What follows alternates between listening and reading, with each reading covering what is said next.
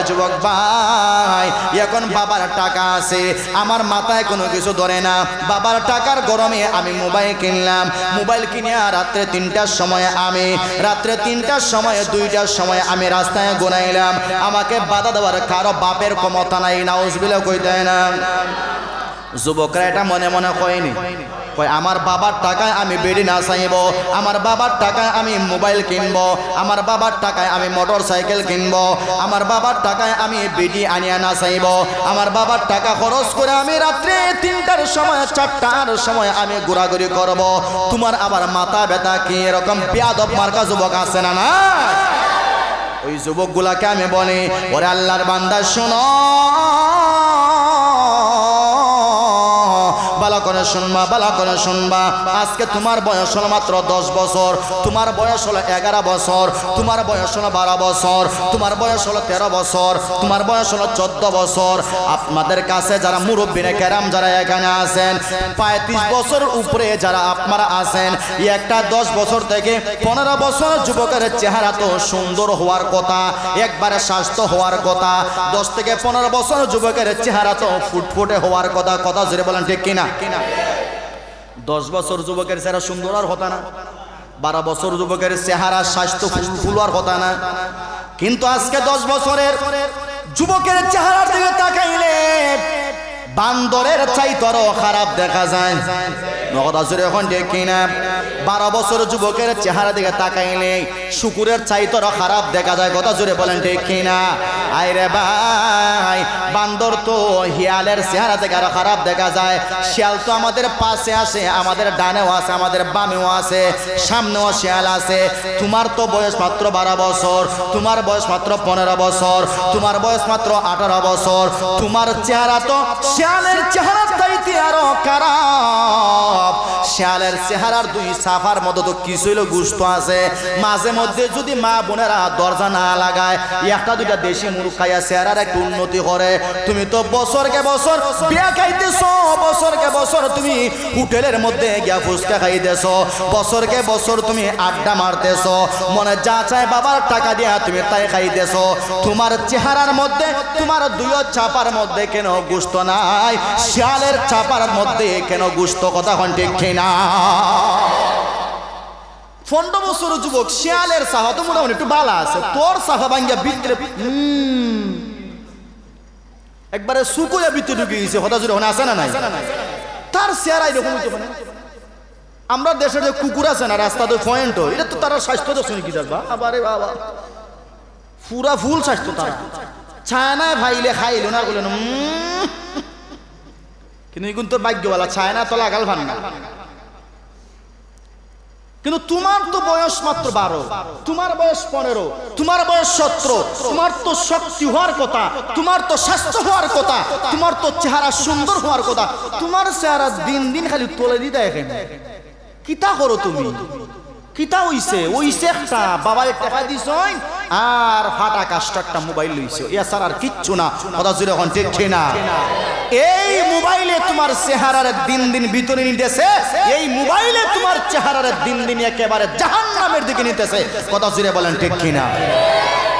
নাইলে তুমি চলাফেরা নাই, কলেজে যাও, স্কুলে যাও, বাপের টাকা দেয়, বাড়িতে ভাত খাও, তুমি স্বাস্থ্য হাইটটা হোক তাসলা। কথা দিন ঠিক নেই? তোমার স্বাস্থ্য হাইটটা হোক তো আছে, কিন্তু তোমার স্বাস্থ্য দিন দিন খালি তোলে দি দেয়।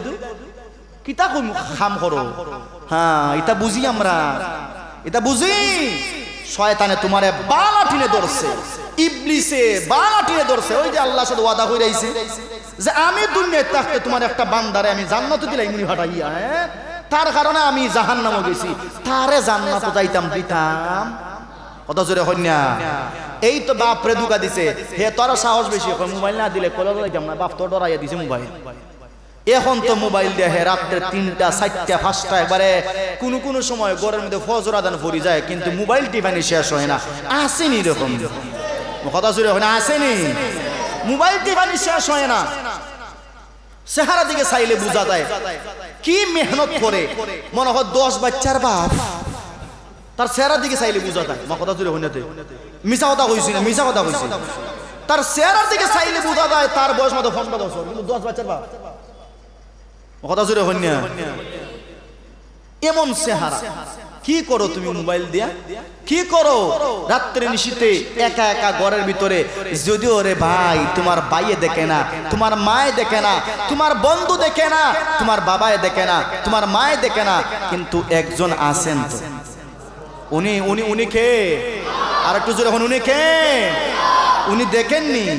উনি সব দেখেন। কিয়ামতের মাঠে লাগবে না, কবরের মতো যখন তুমি যাইবা, উনিও ভিডিও কলে যখন টান দিব, দেখ দেখ তোর চেহারা দিন দিন কেন অধপতন দিকে গেছিল, দেখ তোর চেহারা বান্দরের চেহারা কেন হয়েছিল, দেখ তোর চেহারা দিন দিন কেন কালো হয়ে গেছিল।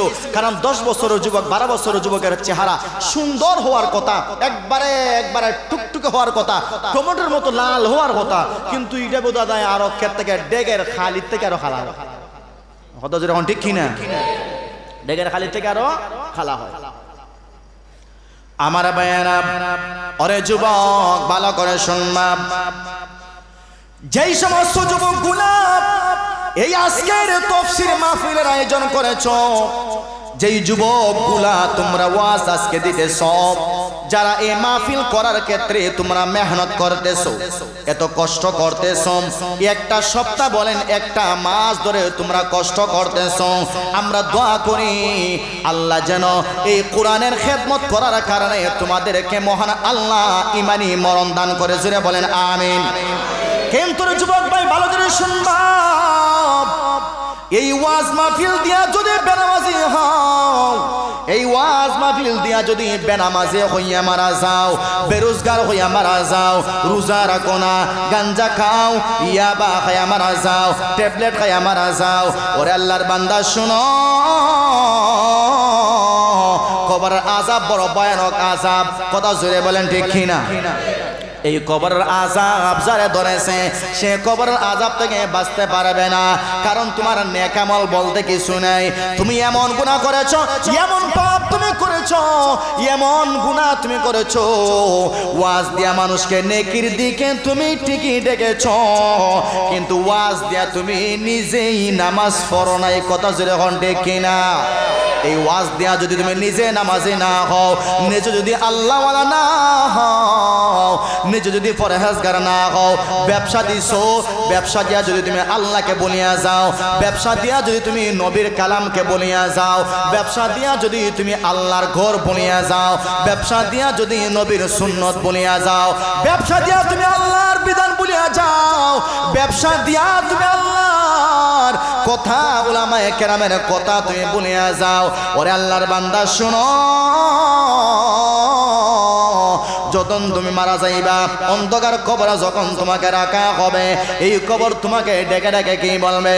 ওরে আল্লাহর বান্দা শুনো, আমি তো মাটি, উপরেও মাটি, নিচেও মাটি, আমার উপরে তুই ছিলে, মনে যা চায় তুমি তাই করেছো, আমার উপরে তাকে তুমি নাচ গান করেছো, আমাকে আমার আল্লাহ অর্ডার দেয় নাই, আমি পাকড়াও করি নাই, আমার উপরে তাকে তুমি বেটি নাচাইছো, আমাকে আমার আল্লাহ অর্ডার দেয় নাই, আমি কিছু করি নাই, আমার উপরে থেকে তুমি বিরাট বিজনেসম্যান ছিলা, কিন্তু বিজনেস করেও আমার নাম নেও নাই, আল্লাহর নাম নেও নাই, গুনার কাম করেছো, কিন্তু আমার আল্লাহ অর্ডার দেয় নাই, আমি মাটি তোকে ধরতে পারি নাই, আজকে আমার পেটের ভিতরে তোকে তোর বাবা, তোর মা, তোর ভাই আমার ভিতরে রাখে গেছে, আজকে তোরে আমি ভালো করে বুঝাইয়া দেব, কত দানে কত সাল হয়, আমি মাটির পেটে তোকে দিয়া গেছে, আজকে তোরে হারে হারে বুঝাইয়া দিব।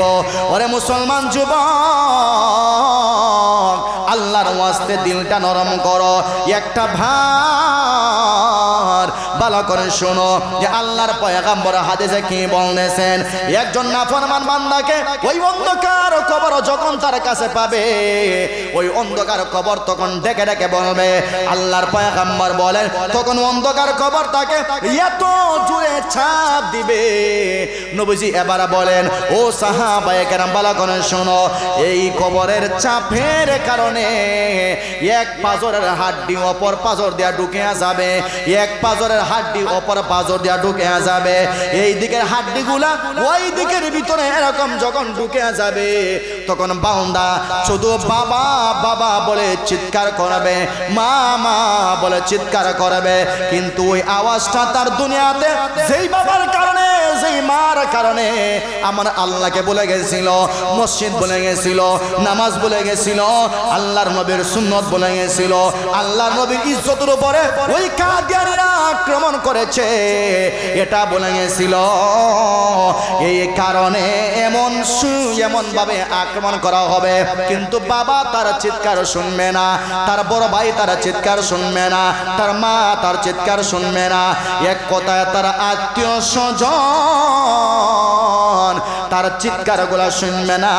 কিয়ামতের আগ পর্যন্ত একেবারে ইসরাফিলের সিংহার ফুর আগ পর্যন্ত তার কবরের ভিতরে মহান আল্লাহ আযাব দিতে থাকবে। নাউযুবিল্লাহ।